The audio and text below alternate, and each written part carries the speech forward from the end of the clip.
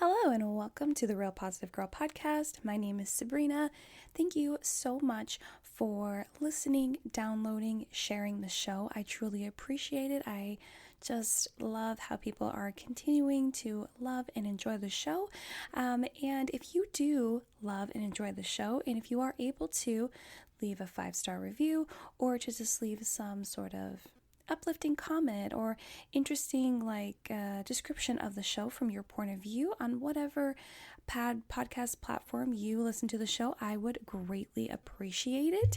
That would just help bring more people into listening to the show and give me the opportunity to help even more people. So if you were able to do that, I would greatly appreciate it. Also, if you wanted to come by and just chat with me and connect with me on Instagram, I am at Sabrina Joy Perozzo, or you're welcome to send me an email as well.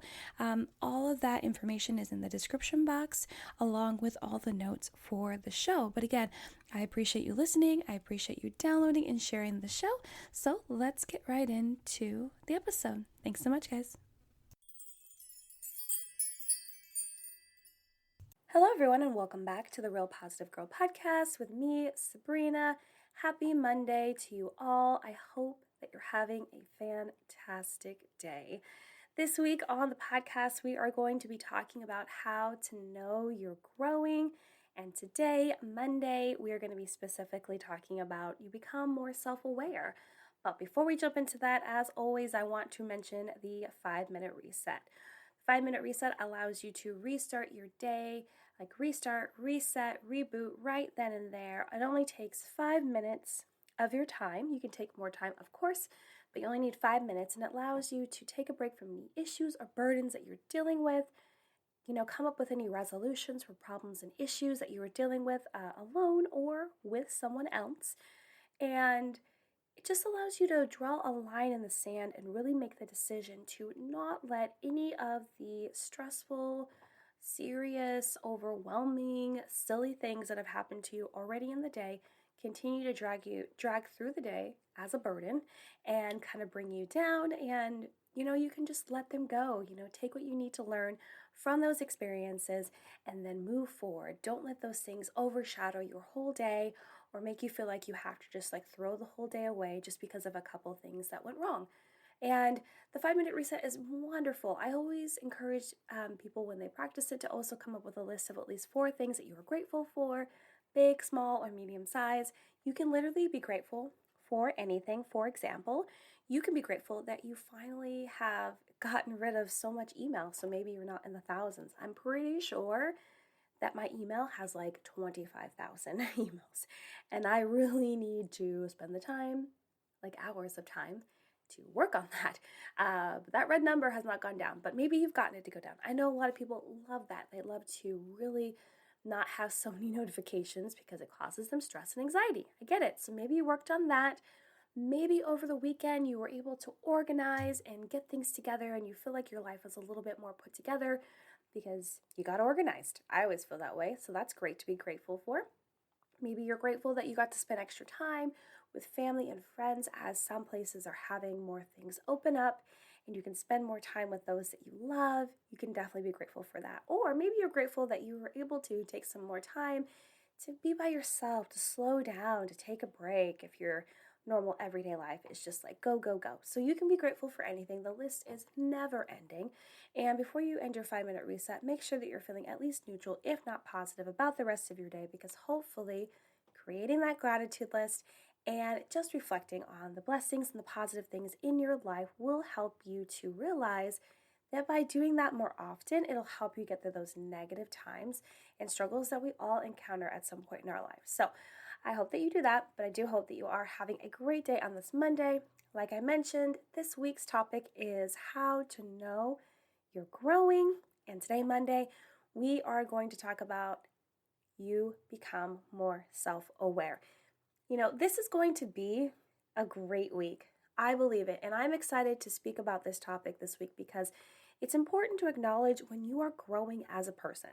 I think it is amazing. We all shy away from that and think that it's not important, but it is important. And I know it can feel really hard to identify when we are growing as people, which is why I wanted to talk about how to identify when you are growing. Because usually when you're in the thick of it, like whatever it is, it's really hard to determine what's happening, whether you have hit anything that could be considered a milestone, especially when your milestones are really big, significant things, as opposed to you just continuing along those little pebble steps.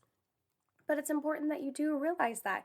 And even if it's just your mind shifting quicker when bad things come, like whatever it is, it's important to recognize that and know how important it is and how happy and grateful you should be that you are continuing to grow and still stay on that path to becoming your best self.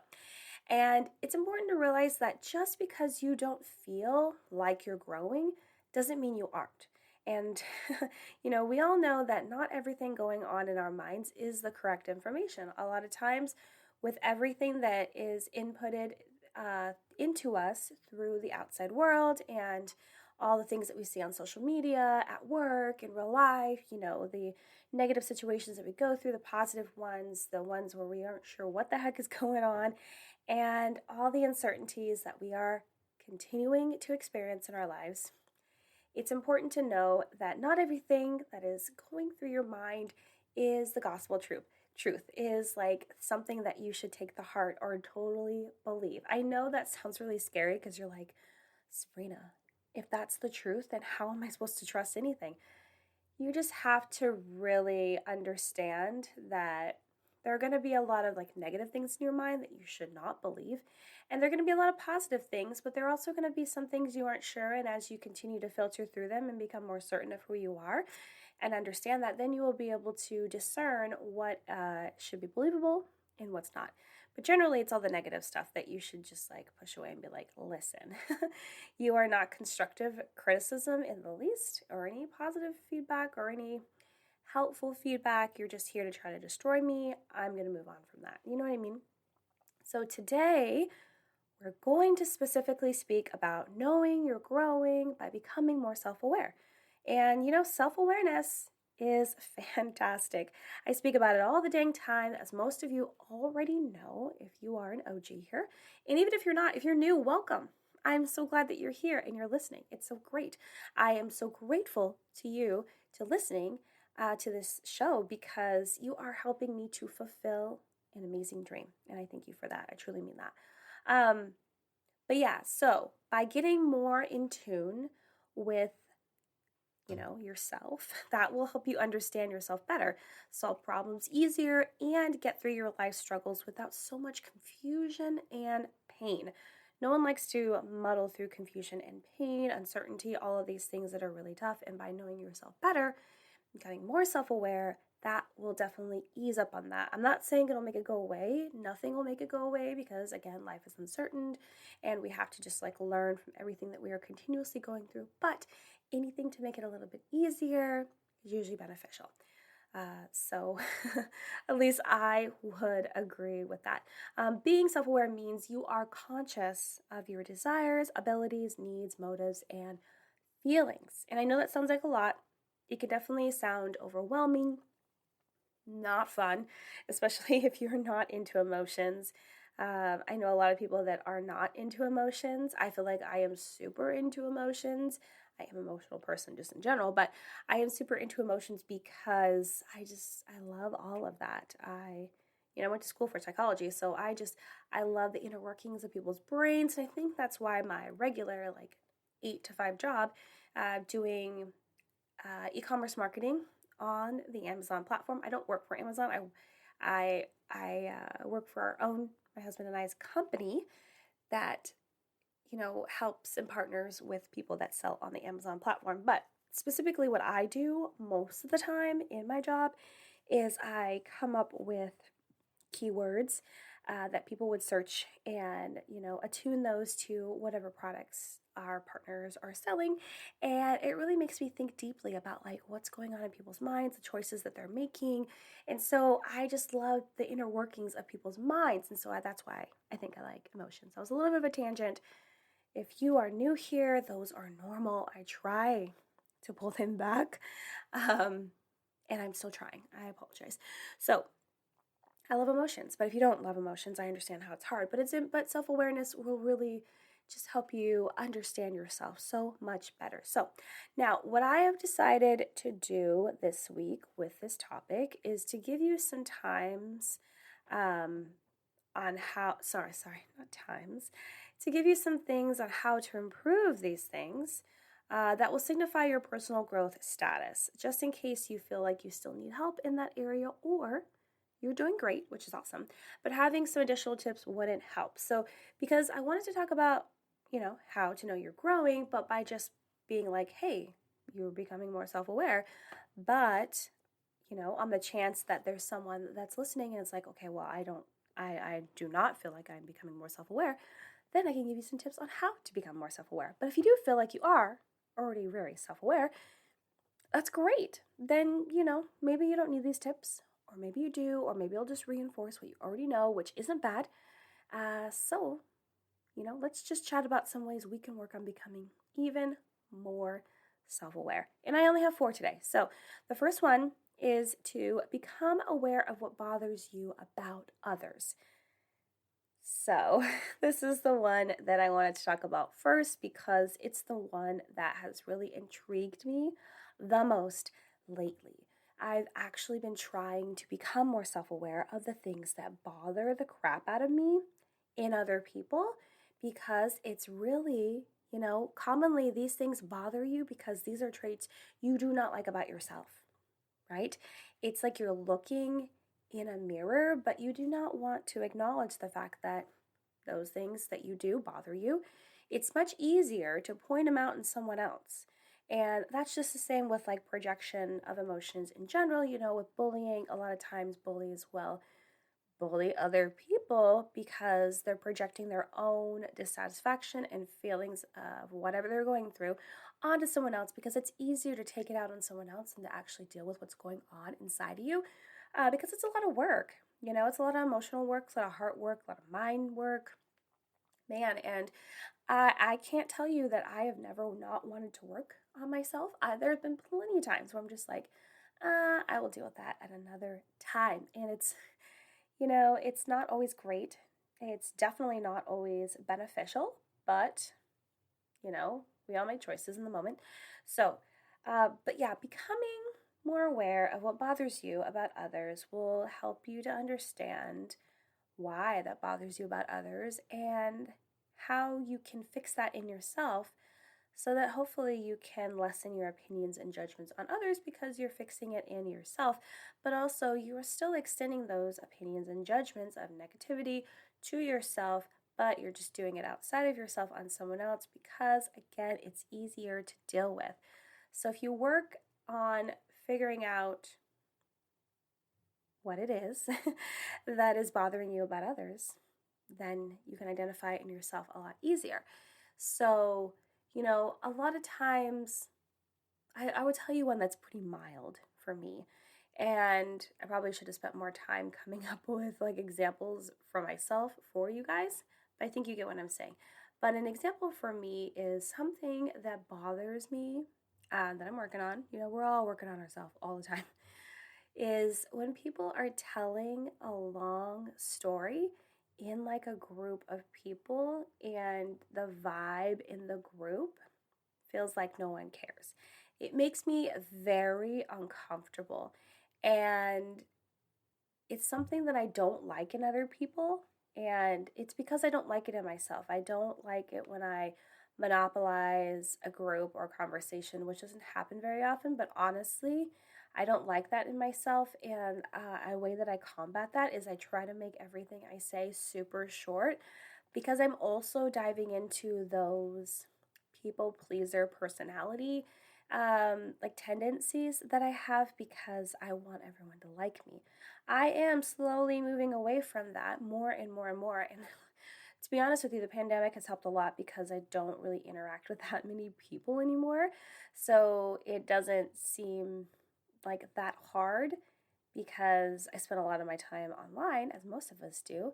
And I feel like that's a really good playground to learn how to not let other people's opinions and judgments affect you because there are trolls everywhere.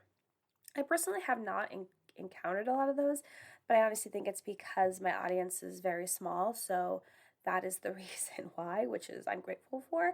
But at some point, I think in my life, maybe my audience will grow and I will be more susceptible to those kind of things. But anyway, so that is just an example of something that I don't like in other people, that I don't like in myself, and I found this weird backwards way to try to combat it, which isn't helpful because we should all be willing to just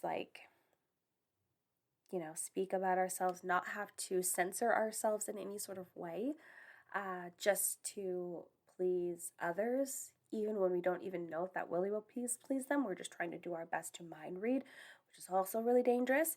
So I hope that you get what I'm saying. But yeah, if we can become more aware of the things that we do not like in others and identify if those things, which most likely are things that we just don't like in ourselves, then we can become so much more self-aware and it will be a lot easier to work on those things. Number 2 is to meditate to bring awareness to your current thoughts. Meditation is really hard. I was going to say meditation sucks. It doesn't suck. It's just hard. It's hard for me. I feel like it's a lot easier for a lot of people, and then it's difficult for some people like me, and then some people maybe it's in the middle. It's difficult because how do I explain this? I don't know. My mind is like always going, right? And I've talked to my therapist about this often because he's like, well, you're always anxious and blah, blah, blah. And why don't you try meditation? And I'm like, yeah, I've tried it before and it doesn't work, or it does work. There was a time where I did it like 2 days in a row, which does not sound like anything impressive at all. I get it. But I did it 2 days in a row and it was like I think 10-minute meditations that I found on YouTube, and it was good. I did feel like refreshed afterwards, but my mind was still going and going and going. And then if you've read any books by Gabby Bernstein, who talks a lot about what is it? Why am I blanking on this? Manifestation. She talks a lot about manifestation, which I am learning a lot about recently, and I love it. But she talks about spending time in manifestation meditations, and those are really tough for me because my mind is always going, and it's not going with positive stuff a lot of times. A lot of times it's going with negative stuff, really like naysayer kind of things like, why do you think you're doing this? Why do you think you can like sit here and be like all high and mighty in your meditation? Why do you think this is going to help you? Why do you think you can manifest anything? Blah, blah, blah. All these negative thoughts that are going through my mind that I'm trying to combat. But I have noticed that if I can even just get a few minutes of quiet in my mind and just like let things simmer, it is magical. So if you are someone like me that thinks that meditation is a waste of time or it's really hard for you to get into it, I don't think it's a waste of time. I just think it's really hard. And the feeling of like when you try to do something and you just don't succeed from doing it, but you kind of feel like you wasted your time trying to do it. That's what I mean about time wasted. But I think that if you are able to practice doing it multiple times, not just give up after 2 days like I did, and push yourself to be calm and to get into this mindset of like, I don't know another word to describe it. I wish I had my thesaurus up. Calmness, peacefulness, like I think of it as like a tide, and the tide is like pulling away and the waters are simmering, and it's just like this calm beach that you're at, and the water is not raging or anything like that. You know what I mean? Meditation will help to bring awareness to your current thoughts and I don't think meditation needs to be just quiet nothing. I don't. I believe that it can be where you have thoughts happening in your mind, but they're not like racing through like a racetrack like mine are generally. They're just calm and they're allowing you to really get in touch with how you're feeling in that moment, in that day, and really realizing, okay, these are the things that are weighing heavily on me. These are the things that I wish that I could get out of my mind. These are the things I wish I could spend more time on. These are the things that are affecting me the most. So I believe that if you're able to push yourself through, if you do have trouble with meditation, if you don't, You're so blessed. If you do, though, in taking those moments, even if you just work it up to a few minutes a day, I'm talking about like maybe if you're able to just do it for 2 or 3 and then continue to rise on that, yet still great. It's progress, right? Progress is progress. Then it will really help you because you'll be able to sit there and actually become aware of what you're currently feeling that day and to get in tune with that and to be able to readjust how you spend your time and how you align with whatever mindset that you choose to have that day to have a good day. Okay, number 3, get feedback from others. Super simple. Get feedback from others. Constructive criticism is hard. It's hard for a lot of people to accept, to take in. Plus, I feel like a lot of people will confuse constructive criticism and feedback with negative commentary, opinions, judgments, and that's not the case. It's really not. You need to understand that there is a difference. If someone is totally talking crap about you or saying how terrible you are, that's just negative output from them. But if someone is like, hey, I believe that you could work on these things and does say it in a nice, constructive manner, then you can take that as actual constructive feedback, and using feedback to become more self-aware will help you to understand how people see you from their view. Now, before you're like, oh, I thought we were just supposed to do like what we want to do and what's in our heart and blah, blah, blah. Yes, you are. But there are a lot of things that you can pull away from feedback from others because, you're not using it to become a more perfect person or to please others in a dramatic fashion. You are doing it because you want to understand what you are putting out there. So maybe if your goal is to become more positive and to have a more positive, focusing forward mindset so that you can stop dwelling on the past, but someone else will say, hey, you always seem like you are sad or upset or frustrated or negative, or you always have negative things to say, or you're always complaining, then you'll be able to take that in and be like, wow, I thought that I had improved on these things, but it looks like I haven't, and there's still some more work for me to do. And it kind of gives you an insight into like what other people are seeing on the outside. Excuse me, my voice sounds really weird because I've been coughing and it's really difficult to speak at the moment. I'm sorry. But so being able to get that feedback from what you're actually putting out, it will help you to readjust how you're using all the resources that you are getting to become your best self. But maybe you need to tweak a couple things here and there that maybe aren't working as well as you thought they were. And then you can come back to that person like a month or so down the road and be like, oh, hey, so I feel like I've been working on this. What do you think? What would your feedback be? And they can tell you. And I honestly think that should be a little bit of caution in that, because you should also be receiving feedback from multiple people. Don't let it be put all on one person, because again, that's only one viewpoint of who you are. And people are going to see you in different ways. So, and people will maybe they'll have different feedback, or maybe everyone will have the same. And then you'll know that that's definitely something that you need to work on and become more aware of. And then you can, use those criticisms, constructive criticisms, to your benefit. And the fourth one and the last one that I'm going to mention today is to work on your self-talk. This is something that we talk about a lot here. As much as self-awareness, we talk about how we need to speak to ourselves as nicely and kindly as we would speak to others. We need to treat ourselves a lot better than we do, and I always talk about how we choose to not treat ourselves as well as we should because we do not think anyone will know or find out or care that we're saying these negative, terrible things to ourselves in private, in our mind. And no one will ever find out because it's in our mind. But if you want to become more self-aware, you need to understand that all of this negativity that you're continuing to feed into yourself is not going to help you to understand yourself better.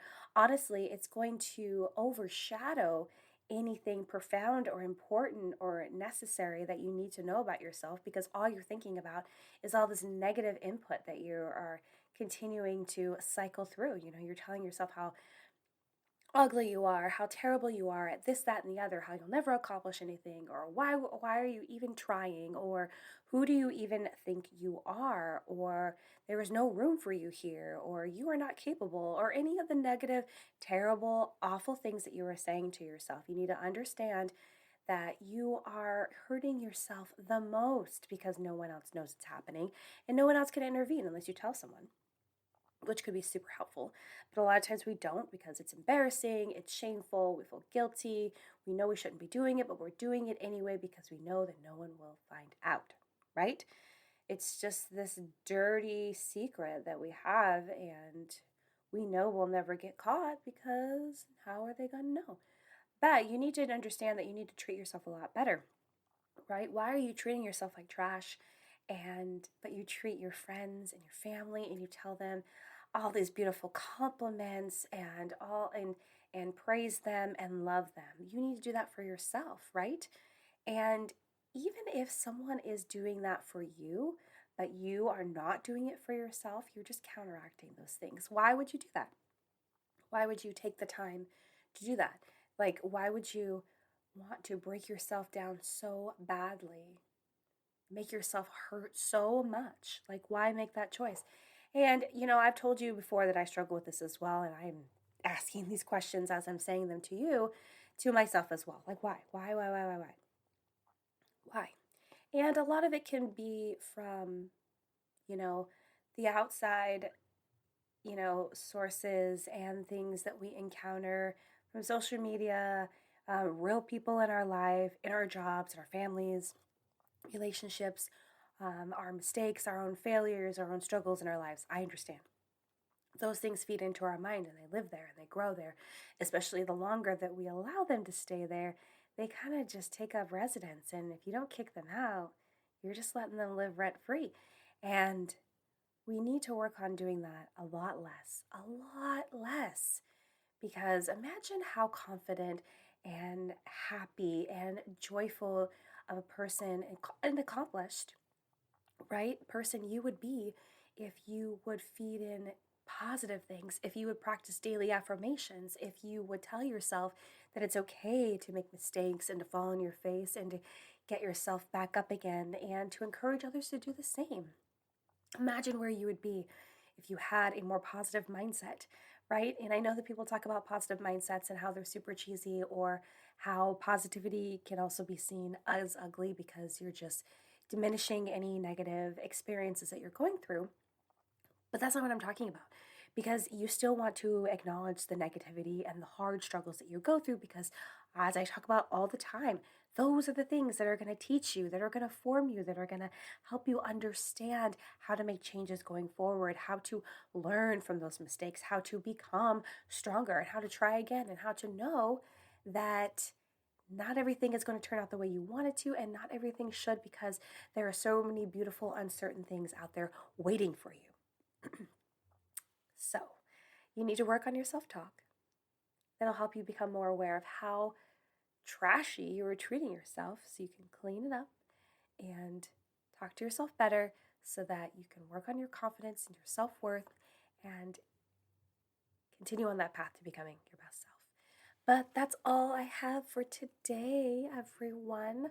Thank you so much for listening to the Real Positive Girl podcast. I'm so sorry, my voice. Ooh. With me, Sabrina. I hope you're having a fantastic Monday.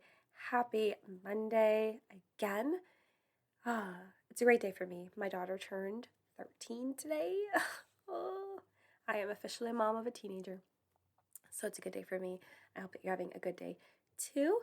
Tomorrow, we're going to be talking about you take ownership of your mistakes and responsibilities. So come back and listen for that. Check the description box below for notes for the show, where to find me on Instagram. I did start becoming more active on the podcast Instagram account, so join me over there um, for motivation, for daily updates, and fun. Yeah, and then you can also follow me on my personal account, which is just my personal life, and I share a little bit of motivation over there, but I'm kind of switching it up and doing more motivation on the podcast account. But follow me both, send me a message, connect with me. I would love to get to know you. But that's it. So, oh yeah, or you can send me an email with any questions, comments, concerns, prayer requests, feedback, topics, suggestions, or just to say hey, hi, and hello to me. But until next time, have a good one, and I will see you next time. Bye, guys.